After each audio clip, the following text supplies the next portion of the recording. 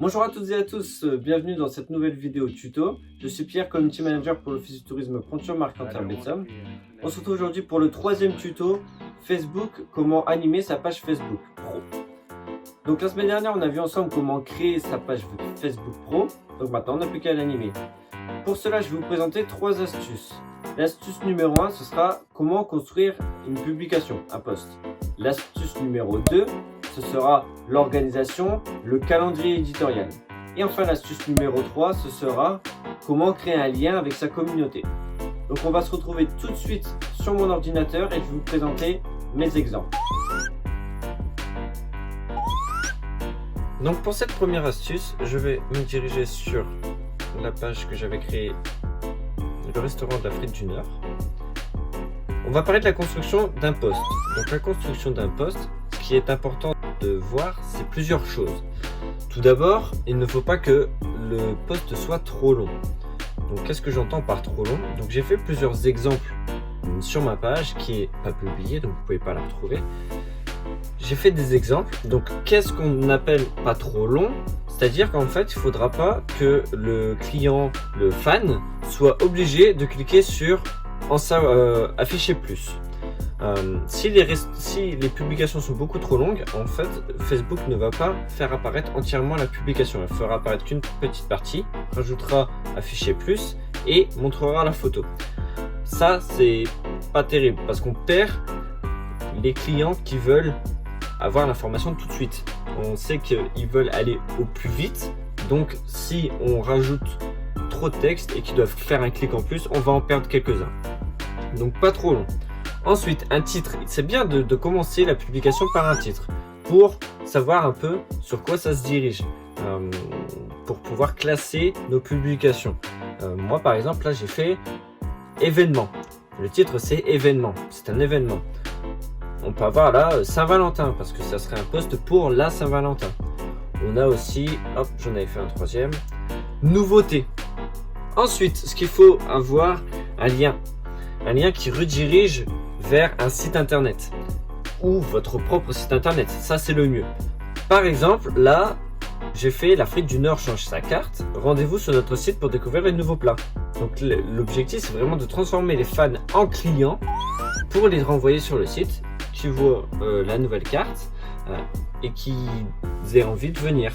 On aurait pu très bien faire en sorte de mettre un lien vers Facebook, la catégorie menu. C'est faisable aussi. Donc là, on peut voir que mon URL est assez spécial. Pourquoi? Parce qu'en fait, j'ai créé un lien Bitly. Donc comment ça marche? Je vais vous montrer ça. Donc vous allez taper tout simplement Bitly. Vous tapez simplement Bitly. B-I-T-L-Y. Vous allez pouvoir vous créer un compte gratuitement. Moi, j'ai utilisé le compte Facebook. C'est pour ça que c'est qu'un plage tourisme. Et ensuite, vous n'avez plus qu'à prendre l'URL. Donc, je vais prendre celle-ci, par exemple. Je fais un copier. Je vais sur Bitly. Je fais Create. Et là, je fais Coller.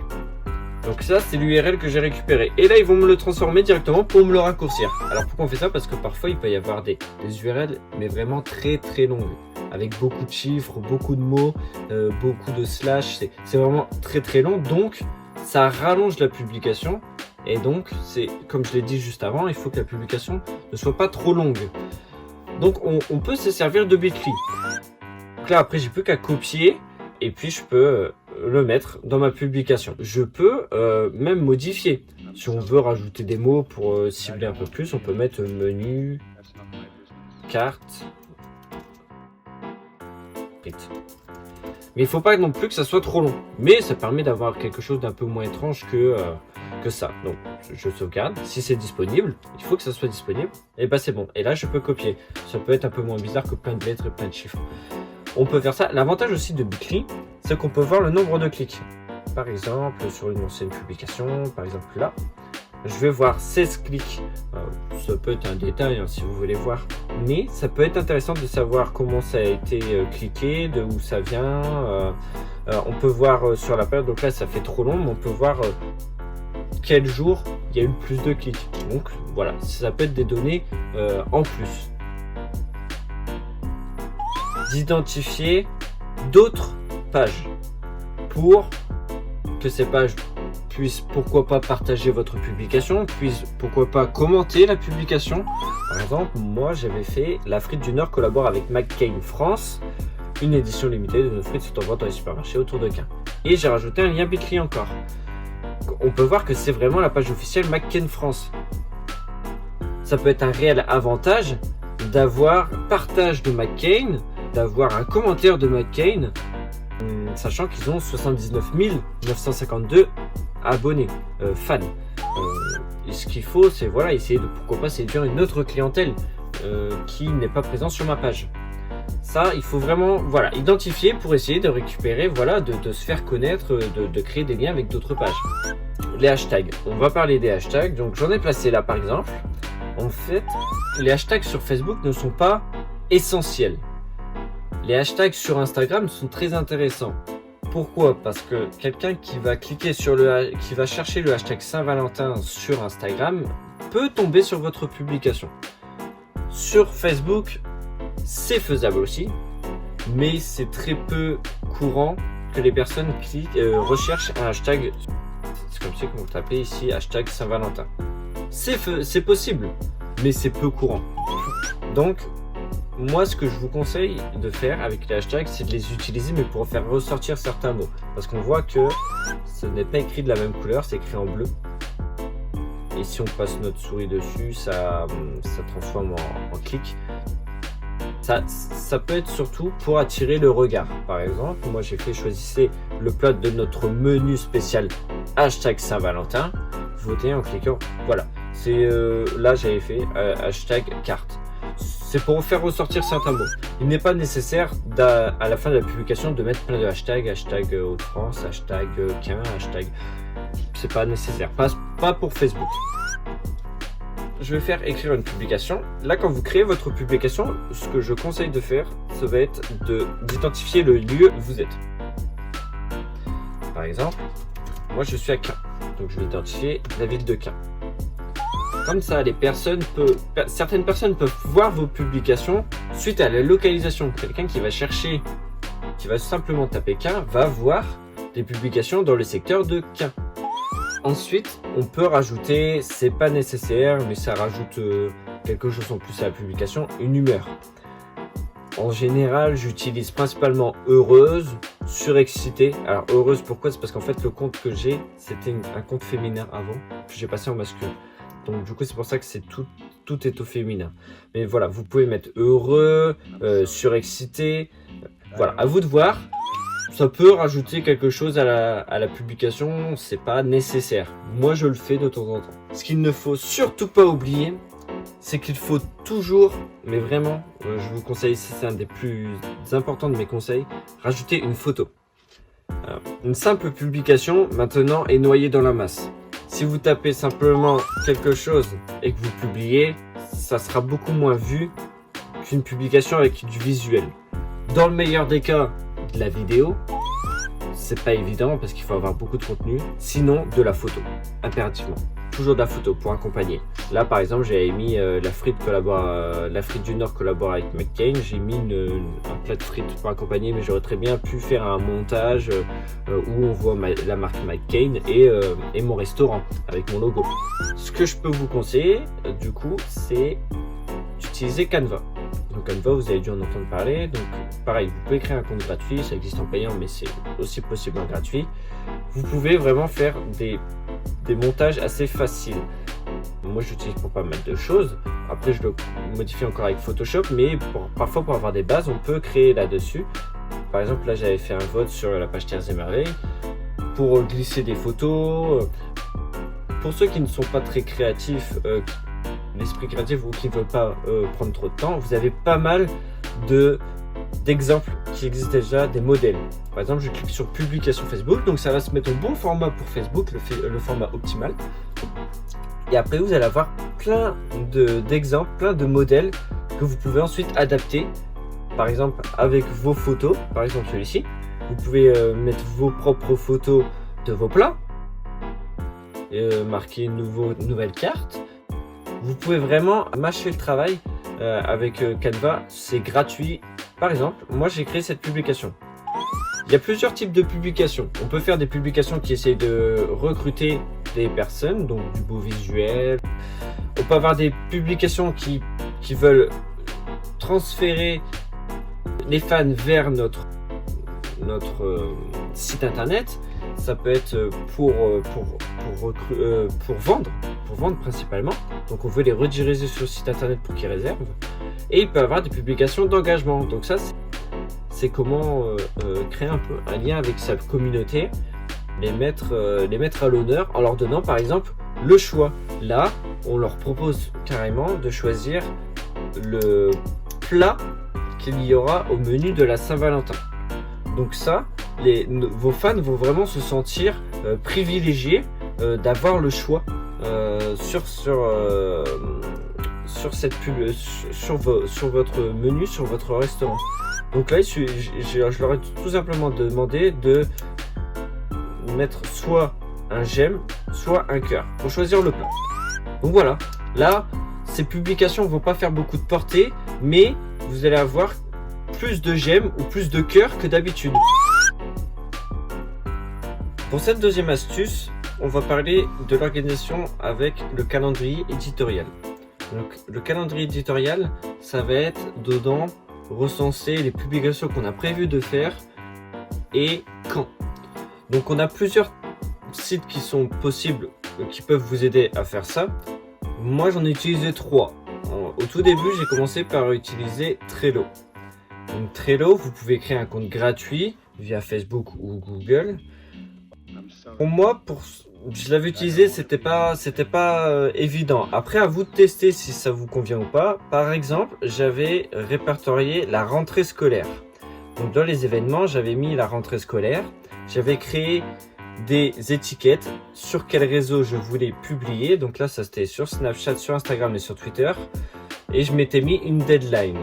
Et je voulais donc me rappeler que je devais publier sur ce thème, sur ces réseaux. Après, par exemple, j'avais fait pour les vacances de la Toussaint, pour Facebook. On voit qu'il n'est pas complet, je ne l'ai pas forcément beaucoup utilisé. Mais par exemple, pour Halloween, j'avais utilisé dans l'option commentaires, j'avais précisé ce que je voulais faire. Pour Instagram, je voulais faire une photo déco de l'Office du tourisme et une photo citrouille sur la plage si je veux faire plusieurs publications. Sur Facebook, je voulais faire un live pour révéler mon déguisement. Voilà, j'avais mis ici mes idées. Après, on pouvait mettre aussi à quelle fréquence, rappeler quand est-ce qu'on veut publier et quel jour. Et on pouvait sinon aussi mettre le thème de publication. Voilà un peu comment j'avais réarrangé ça sur Trello. C'était pas évident. Vous pouvez essayer, ça dépend avec quoi vous êtes le plus à l'aise. Sinon, après, j'ai utilisé tout simplement le tableur de Google, qui est en ligne, qui est gratuit. Quand vous avez un compte Google, vous allez dessus, vous pouvez l'utiliser facilement, gratuitement.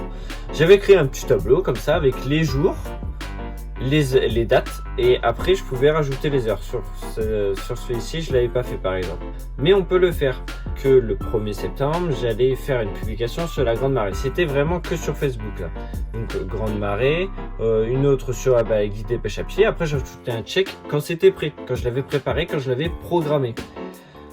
Donc vous pouvez faire ça si vous voulez sur Google, c'est un des plus simples. Et ensuite, moi j'ai trouvé récemment un site qui s'appelle TeamUp. C'est un site qui permet de créer des calendriers. On peut créer plusieurs calendriers sur un seul calendrier, on va dire. Moi, par exemple, j'avais mis en vert, le calendrier vert, c'est tout ce qui est prêt, et en rouge, c'est tout ce qui est à faire. Par exemple, j'avais prévu de sortir pour la journée mondiale sans Facebook. Donc le 28, la publication serait journée mondiale sans Facebook. Je ne l'ai pas encore fait. J'avais déjà rédigé la publication que je voulais faire. Donc le titre, etc., etc. Le calendrier prêt. Et comme ça, moi, je sais que c'est fait. Et comme ça, quand je me connecte et que je viens voir si c'est bon ou pas, bah, je vois si tout est bon. Là, c'est bloqué. C'est bon. Je peux voir ce qui est prêt, tout ça. Comment j'ai défini mes horaires de publication? Pour cela, je vais vous présenter. Donc sur ma page là, je ne pourrai pas le voir parce que j'ai pas encore d'abonnés. Je vais aller sur la page de Quimplage, une page que je gère. Je vais me rendre dans statistiques, puis je vais me rendre dans publication. Et là, vous allez avoir chaque jour, alors moi, il faut savoir sur Quimplage, on a à peu près 14 000 abonnés. Donc ils vont dire à peu près combien de vos abonnés sont connectés et quel jour.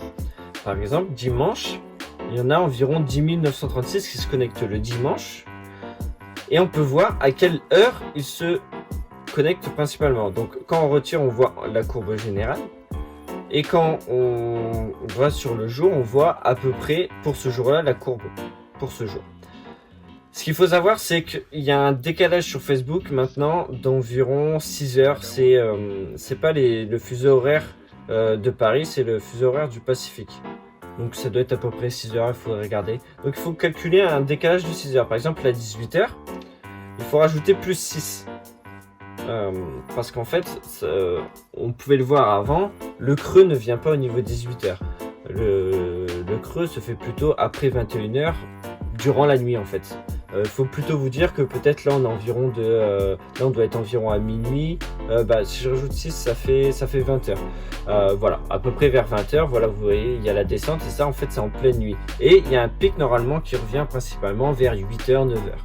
À vous de voir votre courbe, parce que ça peut être différent selon si vous êtes restaurateur, selon si vous êtes hôtelier. C'est vrai que la communauté ne va peut-être pas se connecter en même temps sur Facebook.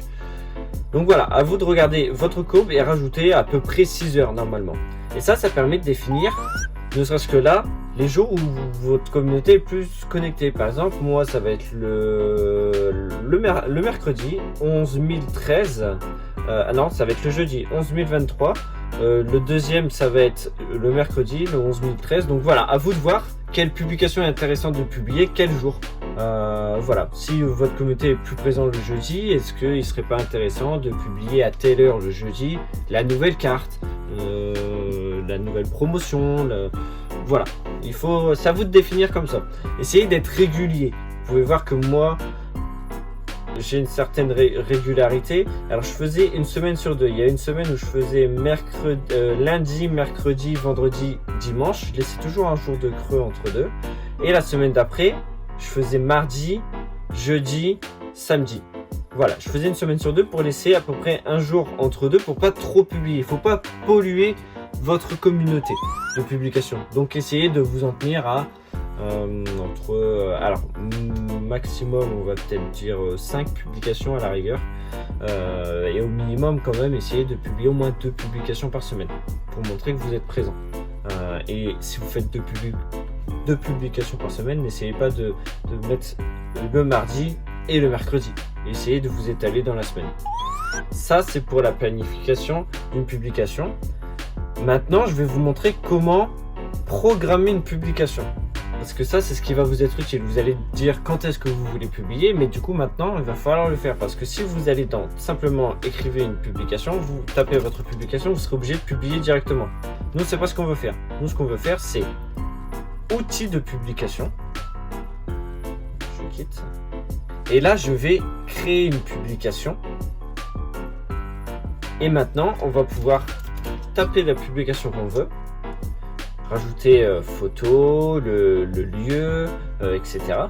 Et ensuite cliquer sur programmer. Et là, vous pourrez programmer le jour et l'heure à laquelle vous voulez que ça se publie. Et vous faites programmer. Et là, ça se publiera. Enfin, ça sera programmé. Vous pouvez toujours, si vous programmez une publication, moi je vais la planifier. Et je peux toujours y revenir plus tard. Donc là, il suffit de retourner sur votre page ou tout simplement dans l'outil publication. Mais si vous revenez sur votre page, vous verrez une publication programmée et vous pouvez la revoir et vous pouvez la remodifier. Vous pouvez la reprogrammer, annuler, la supprimer, la publier directement si vous avez changé d'avis, ou vous pouvez la modifier. Enfin, pour la troisième astuce, on va parler de comment créer un lien avec sa communauté. Donc j'en ai un petit peu parlé dans la première astuce, l'histoire de créer une sorte de choix via l'option j'aime. Donc ça peut permettre de créer plus d'engagement, d'avoir, si vous avez rarement des greux, des wa ou des haha, vous pouvez du coup faire ce genre d'astuce. Ce qui est bien, c'est que aussi sur l'algorithme Facebook, il y a normalement plus d'engagement sur un cœur, sur une émotion que sur un j'aime. Après, c'est à vérifier. Mais si vous pouvez inciter votre communauté à faire d'autres émotions que le j'aime, faites-le. C'est vraiment une bonne astuce. Ensuite, ce qui est très important de faire, ça va être de répondre aux commentaires. Alors, quand vous n'avez pas beaucoup de commentaires, c'est simple. Vous répondez, alors ça peut être des gens qui disent j'adore, hâte de venir, hâte de goûter. Essayez toujours de répondre. Sinon, vous pouvez répondre qu'un emoji. Mais au moins, la personne sentira que vous prenez le temps de lui répondre. Si vous avez trop de commentaires, vous pouvez mettre ne serait-ce qu'un j'aime à la publication. Un j'aime, un j'adore. Voilà, essayez de faire de l'émotion quand même sur les commentaires. Même chose, du coup la personne se sentira mise en avant. Si vous avez des mauvais commentaires, je referai une vidéo pour parler plus précisément de ce genre de situation, mais là pour l'instant ce que je peux vous conseiller de faire, c'est de voir pour répondre à la personne en privé. Pour éviter que la personne puisse toujours trouver moyen d'être contre vous. Comme ça, vous ne rentrez pas dans le débat et vous n'aurez pas de soucis.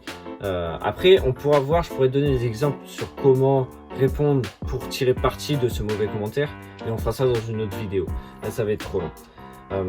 Donc, il y a ça, et il y aura aussi les avis. Quand vous allez avoir des avis dans la rubrique avis, il faut toujours y répondre, positif ou négatif. Négatif, bon, on y reviendra, c'est avec la même chose que le commentaire, c'est-à-dire essayer de répondre en privé pour essayer de voir ce qui n'allait pas, tout ça, etc. Mais même quand c'est du positif, il faut répondre pour remercier d'avoir déposé ce commentaire et liker, etc. Ça va être pour créer un lien avec sa communauté. Vous pouvez faire tout ça. Vous pouvez aussi faire des lives, comme moi je fais sur le groupe pro. Vous pouvez prévenir votre communauté que vous allez faire un live sur... je prends toujours les exemples restaurateurs parce que je suis dans la création d'une page restaurant.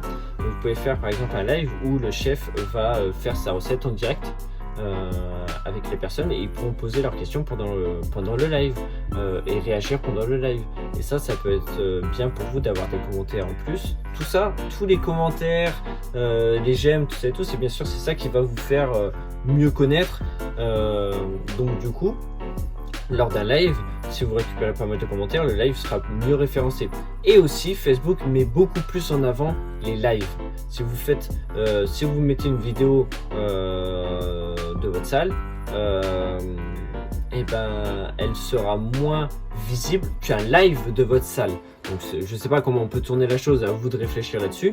Mais je sais que moi, par exemple pour 15, si je fais une vidéo de la plage, elle sera quand même bien, elle marchera quand même très bien. Mais un live de la plage va beaucoup mieux marcher, même si la connexion n'est pas terrible, donc parfois c'est pas forcément très qualitatif. Mais Facebook fait beaucoup plus remonter dans le fil d'actualité de vos abonnés les lives. Donc essayez de faire des lives, vraiment. C'est un très très bon conseil. Il faudrait vraiment essayer de l'adapter à votre établissement pour le faire. Et voilà, le tuto est terminé. Il y a encore énormément de choses à parler sur Facebook, sur l'animation d'une page. Le community management, c'est vraiment un métier, mais au moins vous avez des bonnes bases pour débuter. Si vous avez des questions, n'hésitez pas à nous les mettre en commentaire. Je prendrai le temps d'y répondre. Et sinon, on se retrouvera une prochaine fois pour un nouveau tuto. Merci d'avoir suivi la vidéo. Au revoir.